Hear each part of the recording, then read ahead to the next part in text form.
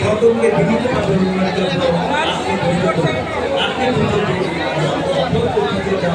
শুরু করেন, আপনি নিজের পুজো দিন এবং অপরকে পুজো দেওয়া শুরু করেন।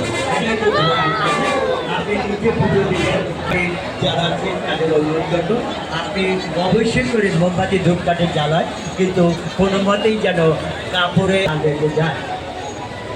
সুবিধা প্রতি বছর নয় বছর বরিশালের বন্ধুদের ঐতিহ্যবাহী বাতি তারামায়ের মধ্যে